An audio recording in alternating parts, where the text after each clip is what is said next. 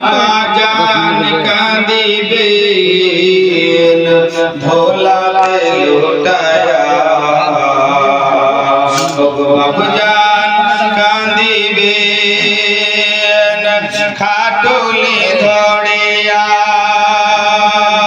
अरे माँ जान कांदिबे धोलाते लुटाया अरे भाई बोन कांदिबे अरे भाई बोन कांदिबे माया कारणे रे एबार मौत फिर जाओ इजराइल मेहनती करिया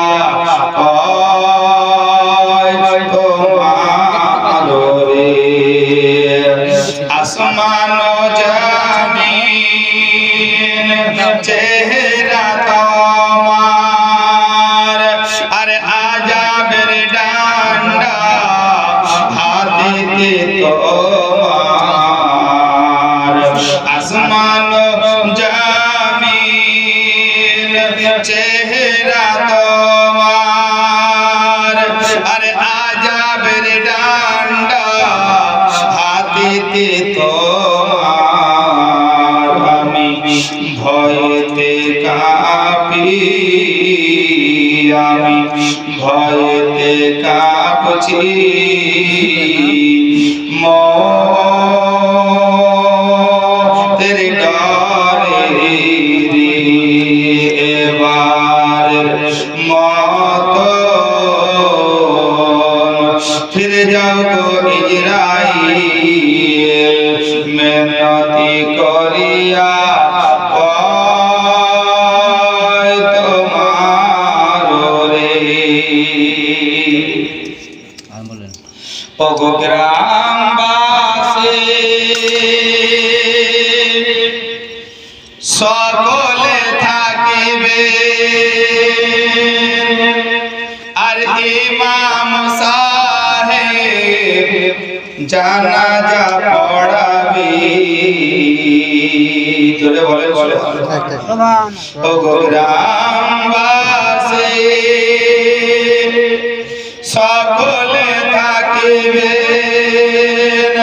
আর ইমাম সাহেব জানাজা পড়াবে আমি কেমনে থাকিব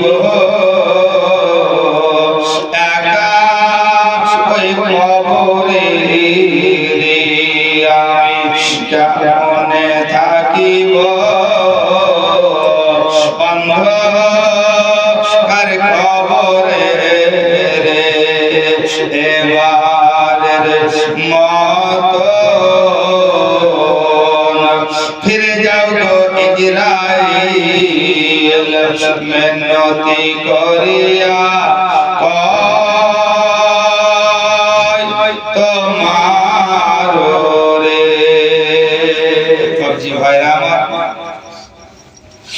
আল্লাহর পবিত্র নবী পাকের হাত ধরে নিলেন নবী আবার কান্না করছেন কারণ মা পেটে যখন থাকে বাপকে হারিয়েছে আর বাবা মা যখন দুনিয়াতে এলাম 6 বছর বয়সে যেন মাকে যেন হারিয়ে দিলাম মা হারিয়ে গেল এবার আমি দাদার কাছে গেলাম আমার দাদা যেন চলে গেল কিন্তু দাদার কাছ থেকে আমি চাচার কাছে এলাম আমার চাচার কাছে আসার পর আমার চাচা এখন যেন অন্তিমকালে অসুস্থ অবস্থায় বিছানায় পড়ে আছে ও বাপজি ভাইরা আমার বিশ্ব নবী আমার চাচার গায়ে হাত বুলাচ্ছেন নবীর চোখ থেকে যেন পানি পড়তে আছে জিবরিল আমিন এসে যেন নবীর হাতটাকে ধরে নিলেন হাতটাকে ধরে নেওয়ার পর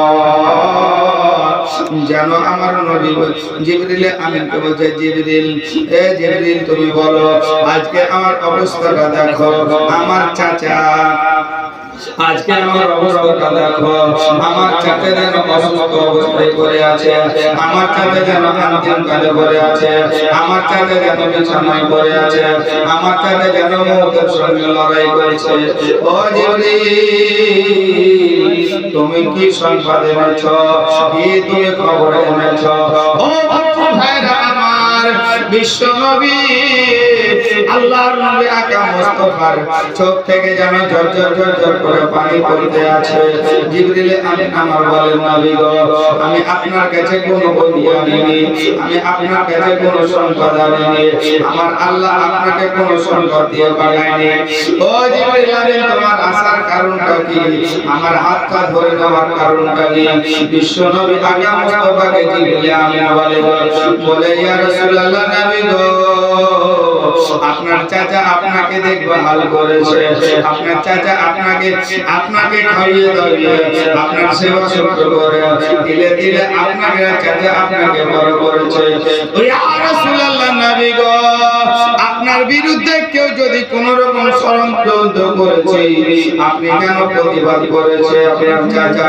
কিন্তু নবী গো, আপনার চাচা আপনার কলমা পড়েনি, আপনার চাচা আপনার কলমা পড়েনি, তাই জন্য আমার আল্লাহ আপনার হাতটাকে ধরতে বলে না, আমার আল্লাহ আমাকে বলে এটাই, বলে জিবরিল যাও, আমার নবীর পবিত্র হাত ওর চাচার যেন গায়ে বোলাচ্ছে, ওই হাতটাকে তুমি ধরে নাও, যাতে করে আমার নবীর পবিত্র হাতখানা তার চাচার পায়ে না লেগে যায়।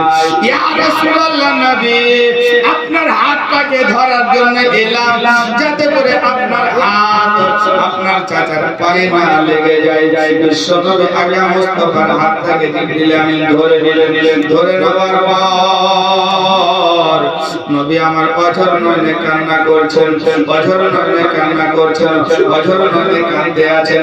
জিবরিল আমিন আমার বলেন, জিবরিল আমিনকে আমার নবী বলেন, বলে ও জিবরিল আমিন, আমার চাচা গায়ে আমি হাত বোলাচ্ছিলাম, আমার চাচা এখন অন্তিম কালে পড়ে আছে, তুমি আমার হাতখানা এসে ধরে নিলে।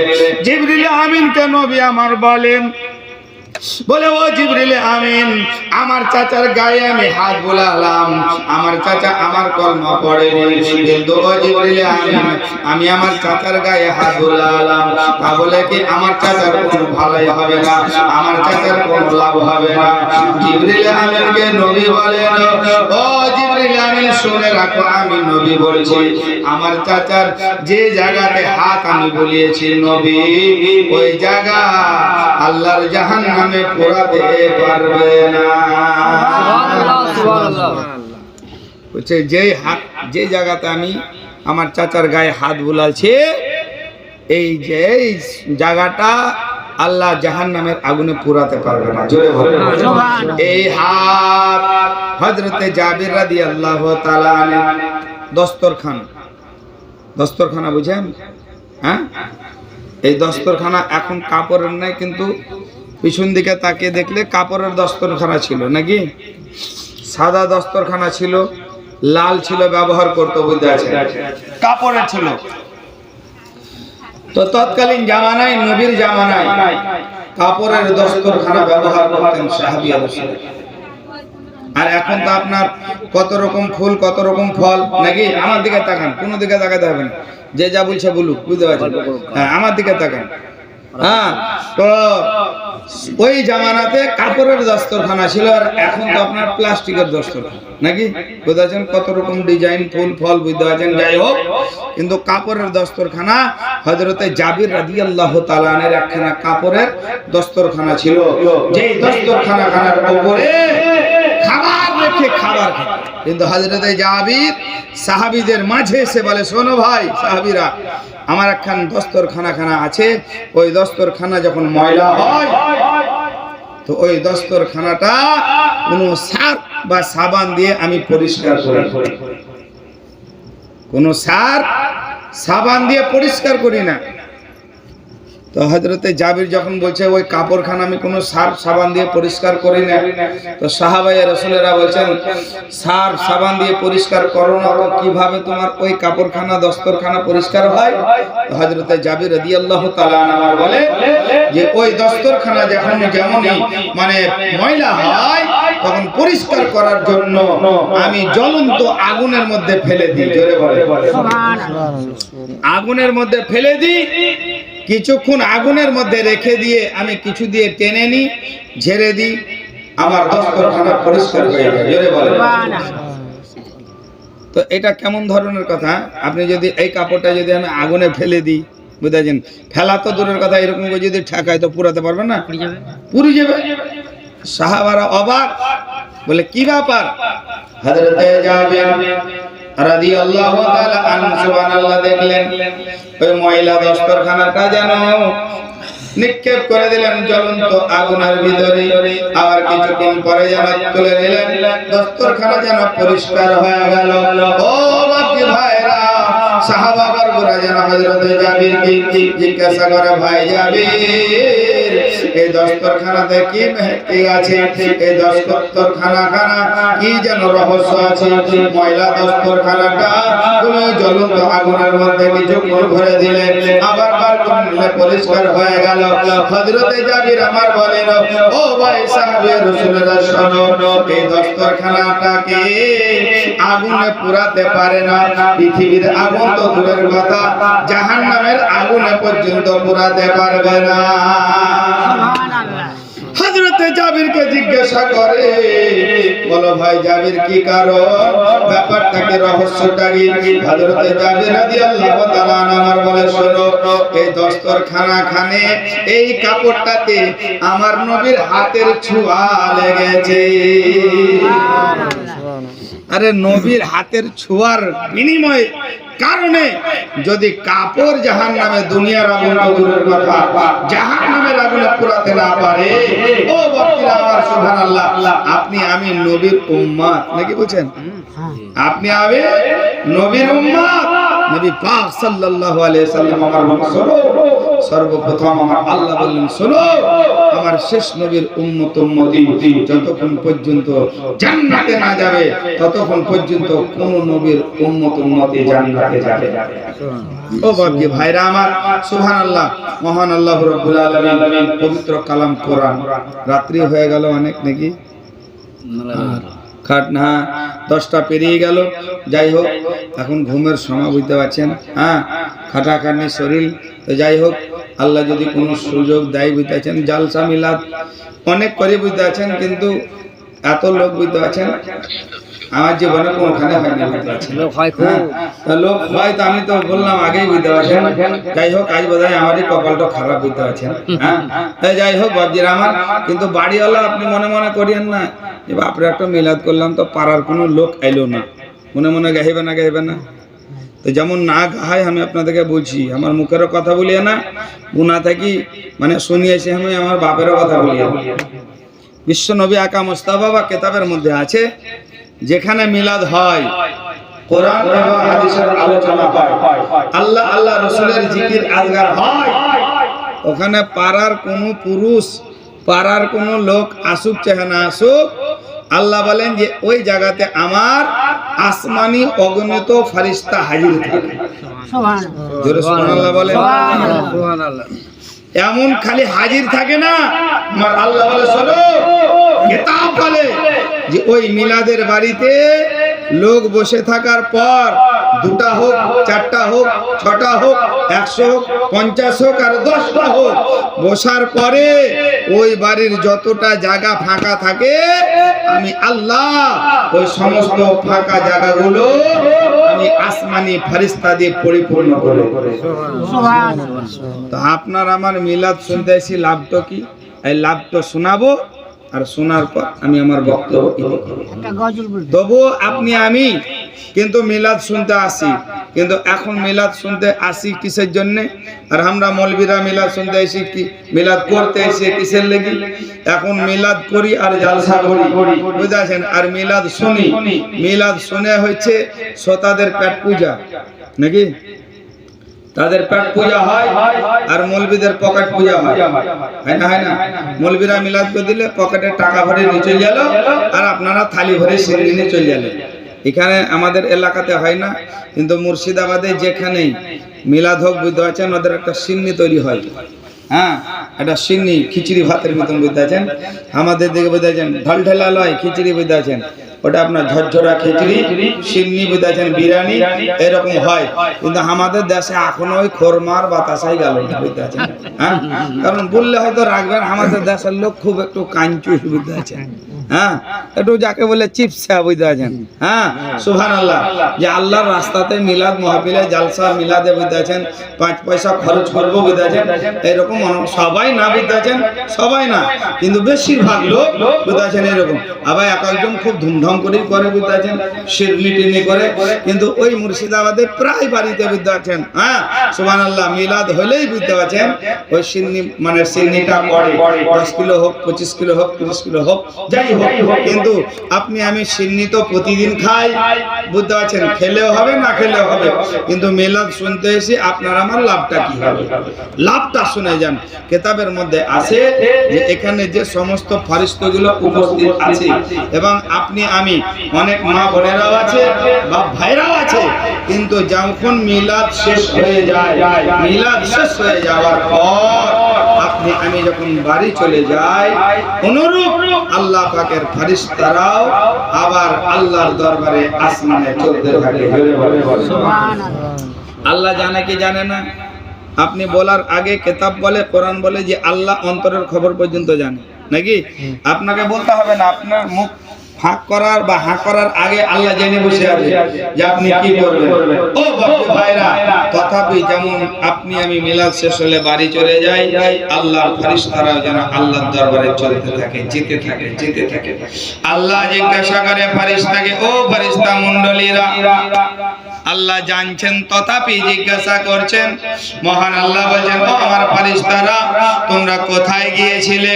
রব্বুল আলামিনকে বলেন, ও রব্বুল আলামিন, খালিক ও মালিক আল্লাহ, আমরা জমিনে গিয়েছিলাম, দুনিয়াতে গিয়েছিলাম, রঘুরপুকুর গ্রামে, রঘুরপুকুর গ্রামে অমুক পাড়াতে, অমুকের বাড়িতে তোমার এবং তোমার নবীর যেন জিকির আজকার গুণগান হচ্ছিল।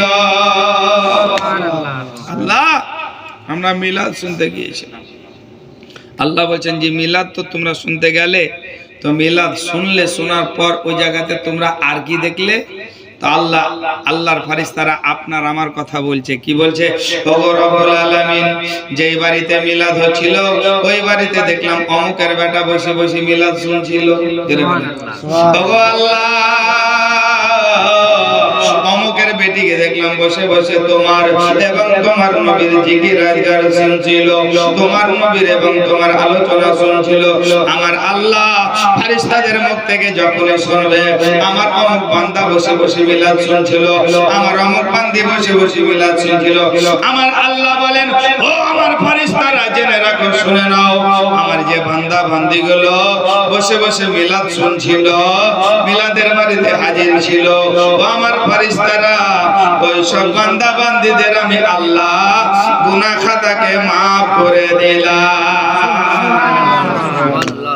মিলাদ শুনতে এলে আপনার আমার গুনাহ খাতা কি হয়? জোরে বলেন, মাফ হয়। এই বাপজিরা আমার, সুবহানাল্লাহ। তো যাই হোক, মিলাদ শোনা ভালো, বুঝেছেন, মিলাদ শুনতে আসা ভালো। এবং সুবহানাল্লাহ, আমি আরেকটা কথা বলবো, যে কিছু পারেন চাহে না পারেন, বাড়ির মা এবং বাপ এবং মা এই দুটা নামাজ পড়িয়েন। কিছু যদি না জানেন তা আপনার মাওলানার কাছে যাবেন, লজ্জা করিয়েন না যে চুল দাড়ি পেকে গেছে, যাব না, আমাদের অল্প বয়সের মৌলবি, ছোট বয়সের মৌলবি না। আপনার লজ্জা করলে হবে না। নবী বললেন যে মায়ের পেট থেকে যেদিন দুনিয়াতে আসবে, কবরে যাওয়া পর্যন্ত শিক্ষা অর্জন করো, শিক্ষাতে কোনো লজ্জা বোধ করবে না। জোরে বলেন, নবী বললেন, নবী।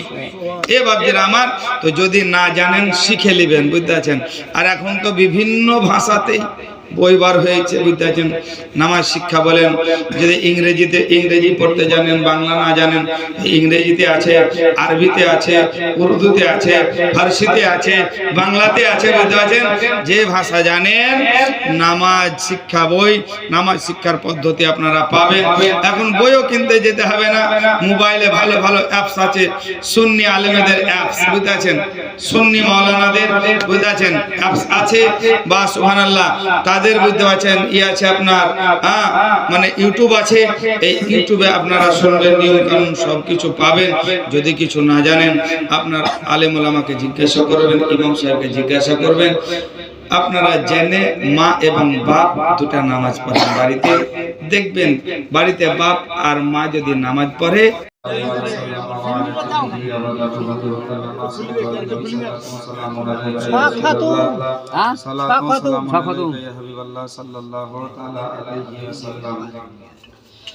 কোথায় গেলে পাবো আমি এমন আপনজন, কোথায় গেলে পাবো আমি এমন আপনজন, তোমার লেগে কাঁদলে মাগো, তোমার লেগে কাঁদে মাগো সারাটি জনম, কোথায় গেলে পাবো আমি এমন আপনজন, কোথায় গেলে পাবো আমি এমন আপনজন। আর কত রাত ঘুমাওনি মা, গর্ভে যখন আমি, কত কষ্ট সয়েছিলে জানে অন্তর জানি, কত রাত ঘুমাওনি মা, গর্ভে যখন আমি, কত কষ্ট সয়েছিলে জানে অন্তর জানি। আর তোমার আমার সুখের কালে, তোমার আমার সুখের কালে জোড়াই তো দুই নয়ন, কোথায় গেলে পাবো আমি এমন আপনজন, কোথায় গেলে পাবো আমি এমন আপনজন,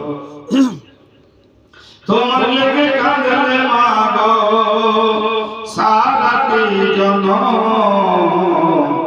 কোথায় গেলে পাবো আমি এমন আপনজন, কোথায় গেলে পাবো আমি এমন আপনজন।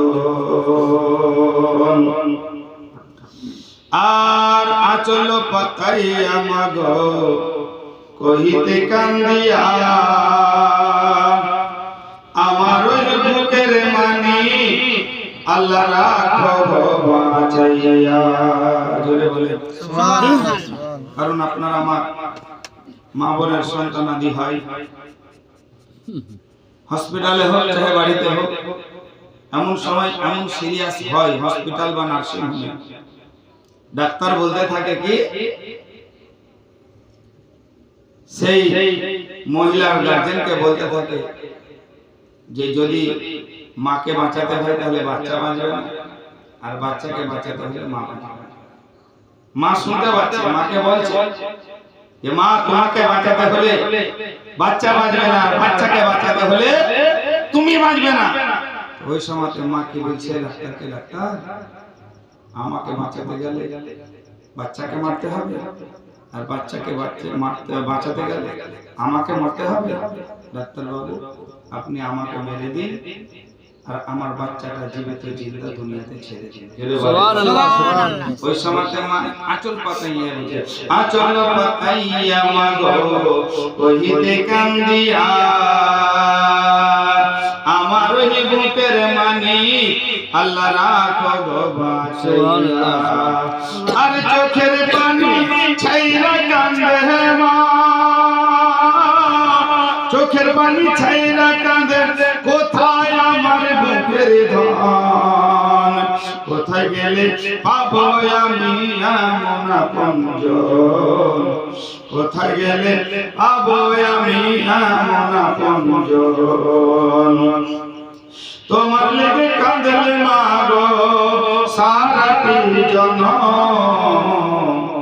কোথায় গেলে পাবো আমি এমন আপনজন কোথায় গেলে পাবো আমি এমন আপনজন কোথায় গেলে পাবো আমি এমন আপনজন আল্লাহর রহমতে আপনাদের দোয়াতে যদি মনে করেন যে সারা রাত গজল শুনবো তাও শোনাতে পারবো আপনাদের দোয়া তো যাই হোক বাকির আমার আল্লাহ যদি আবার কোনোদিন মৌকা দেয় ওই দাঁড়েন তাহলে শোনাবো আসসালামু আলাইকুম ওয়া রাহমাতুল্লাহ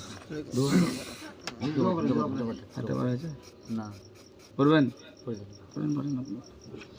أعوذ بالله من الشيطان الرجيم بسم الله الرحمن الرحيم قل يا أيها الكافرون لا أعبد ما تعبدون ولا أنتم عابدون ما أعبد ولا أنا عابد ما عبدتم ولا أنتم عابدون ما أعبد لكم دينكم ولي دين بسم الله الرحمن الرحيم قل هو الله أحد الله الصمد لم يلد ولم يولد ولم يكن له كفوا أحد بسم الله الرحمن الرحيم قل هو الله أحد الله الصمد لم يلد ولم يولد ولم يكن له كفوا أحد بسم الله الرحمن الرحيم قل هو الله أحد الله الصمد لم يلد ولم يولد ولم يكن له كفوا أحد بسم الله الرحمن الرحيم قل أعوذ برب الفلق من شر ما خلق ومن شر الوسواس